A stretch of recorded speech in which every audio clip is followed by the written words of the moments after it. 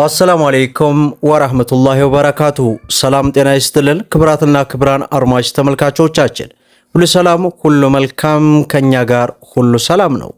ዛሬ ሰኔ 1 2018 የመጀመሪያው ቀን ብዙዎቻችሁ የምትፈልጉትን ብዙዎቻችሁም የምትጠብቁትን ዕለታዊና ወቅታዊ የምንዛሬ ዋጋ በዛሬው ዕለት ጨምሯል ወይስ ቀንሷል የሚሉትን ሙሉ የ17 ሀገራትን መረጃ ይዘንላችሁ ቀርበናል።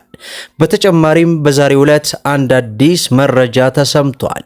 ይሄውም በኢትዮጵያ ለመጀመሪያ ጊዜ እንግዲህ አዲስ ባንክ ስለመግባቱ ይፋ ሆኗል። ለመሆኑ ይህ አዲስ ባንክ ኢትዮጵያ ውስጥ መግባቱ ከውጭ ምንዛሬ ጋር ተያይዞ ምን ለውጦች ይኖረዋል?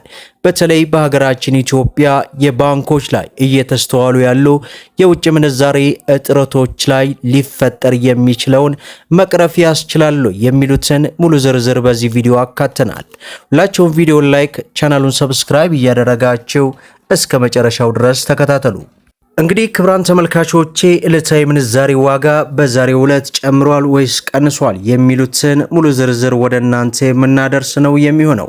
ትላንት እንግዲህ ጭማሪ ተደርጎበት ነበረ። ለመሆኑ በዚህ ሰዓትስ የጨመሩ የቀነሱ ሀገራቶች አሉ ወይ ከማለታችን በፊት በዛሬው ዕለት አዲስ ባንክ ወደ ኢትዮጵያ መግባቱ ተሰምቷል። ዩናይትድ ካፒታል በኢትዮጵያ የመጀመሪያው የውጭ ኢንቨስትመንት ባንክ በመሆን ፍቃድ አግኝቶ የናይጄሪያው ባንክ ኢትዮጵያ መግባቱ ተገለጸ። በአፍሪካ ግዙፍ የፋይናንስ አገልግሎት አቅራቢ የሆነው የናይጄሪያው ዩናይትድ ካፒታል በኢትዮጵያ የመጀመሪያው የውጭ ኢንቨስትመንት ባንክ በመሆን ከኢትዮጵያ የካፒታል ገበያ ባለስልጣን ጋር ፍቃድ ማግኘቱ ተገልጿል። በተለይ ይህ የውጭ ምንዛሬን እጥረት በመጠኑም ቢሆን ይቀርፋል የተባለ ሲሆን ይህ ስኬት የሀገር በቀል ኢኮኖሚ ሪፎርም አካል የሆነውን የፋይናንስ ሊበራላይዜሽን ትግበራ ውጤት ሲሆን የፋይናንስ ዘርፍ የውጭ ገበያ ክፍት በማድረግ ተወዳዳሪነትን ለማሳደግ እየተሰራ ካሉ ሰፊና የፖሊሲና የሕግ ማሻሻያዎች መካከል አንዱ መሆኑ መገለጹ በዚህ ሰዓት ይፋ መደረጉን አውቀናል። በሌላው መረጃችን ዕለታዊ ምንዛሬ ዋጋ በዛሬው ዕለት 1 የአሜሪካ ዶላር 184 ብር ከ66 ሳንቲም ሲመነዘር 100 የአሜሪካ ዶላር 18466 የኢትዮጵያ ብር በጥቁር ገበያ እየተመነዘረ እንደሚገኝ ዌብሳይቱ አስነብቦናል። ሌላው የካናዳ ዶላር ነው። በዛሬው ዕለት አንድ የካናዳ ዶላር 129 ብር ከ99 ሳንቲም ሲመነዘር 100 የካናዳ ዶላር 12999 የኢትዮጵያ ብር በጥቁር ገበያ እየተመነዘረ ይገኛል ማለት ነው። ሌላው ዩሮ ነው። በዛሬው ዕለት 1 ዩሮ 216 ብር ከ68 ሳንቲም ሲመነዘር 100 ዩሮ 21668 የኢትዮጵያ ብር በጥቁር ገበያ እየተመነዘረ ይገኛል ማለት ነው። ሌላው ፓውንድ ስተርሊ ነው።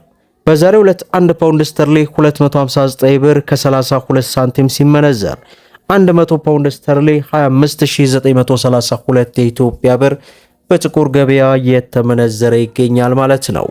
ሌላው የሳውዲ ሪያል ነው። በዛሬው ዕለት 1 የሳውዲ ሪያል 49 ብር ከ10 ሳንቲም ሲመነዘር 100 የሳውዲ ሪያል 4910 የኢትዮጵያ ብር በጥቁር ገበያ እየተመነዘረ ይገኛል ማለት ነው። ሌላው ዩናይትድ አረብ ኤምሬት የዱባይ ድርሃም ነው። በዛሬው ዕለት 1 የዱባይ ድርሃም 50 ብር ከ85 ሳንቲም ሲመነዘር 100 የዱባይ ድርሃም 5000 ከ85 ሳንቲም እየተመነዘረ እንደሚውል ዌብሳይቱ አስነብቦናል ማለት ነው። ሌላው በምንዛሬ ደረጃ የዓለማችን ቁጥር 1 የሆነችው የኩዌት ዲናር ናት።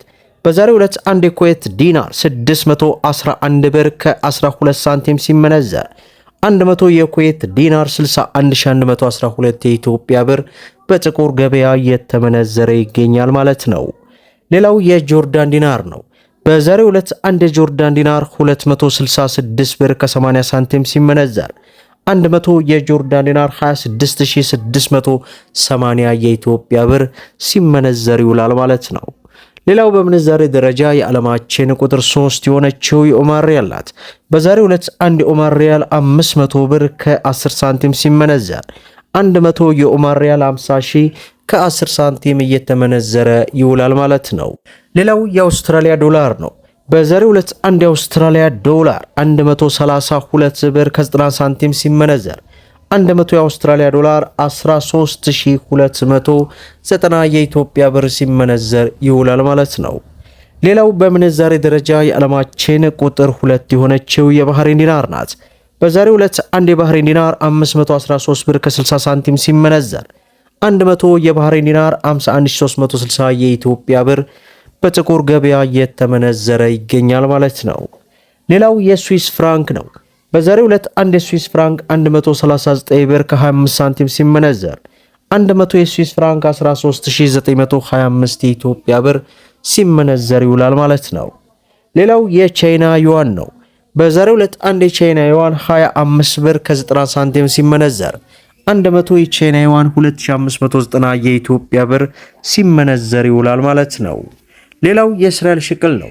በዛሬው ዕለት አንድ የእስራኤል ሽቅል 60 ብር ከ10 ሳንቲም ሲመነዘር 100 የእስራኤል ሽቅል 6000 ከ10 ሳንቲም እየተመነዘረ እንደሚውል ዌብሳይቱ በዚህ ሰዓት በዚህ ደቂቃ ያስነበበንን መረጃ ሳንጨምር ሳንቀንስ ወደ እናንተ አደርሰናል ማለት ነው።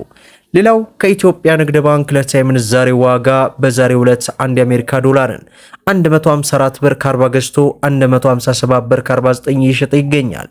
ፓውንድ ስተርሊን 203 ብር ከ18 ገዝቶ 207 ብር ከ24 እየሸጠ ይገኛል። ዩሮን ስንመለከት 179 ብር ከ88 ገዝቶ 183 ብር ከ48 እየሸጠ ይገኛል። የስዊስ ፍራንክን 193 ብር ከ03 ገዝቶ 196 ብር ከ89 እየሸጠ ይገኛል። የኩዌት ዲናርን 493 ብር ከ78 ገዝቶ 503 ብር ከ65 እየሸጠ ይገኛል።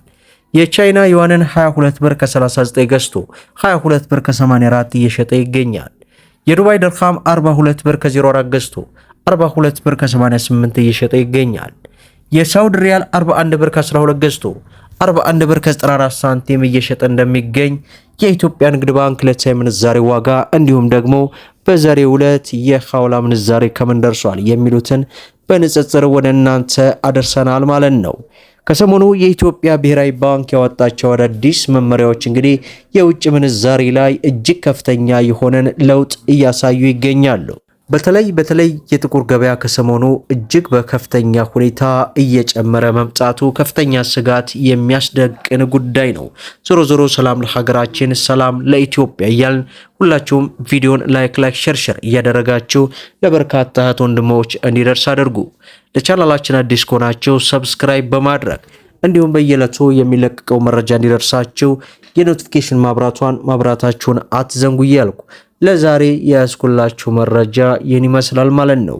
እስከ ፍጻሜው ድረስ አብራችሁን ስለቆያችሁ ልባዊ ምስጋናችንን እየሰጠን በሌላ ቪዲዮ እስከምንገናኝ ወሰላሙ አሌይኩም ወራህመቱላሂ ወበረካቱ እንላለን።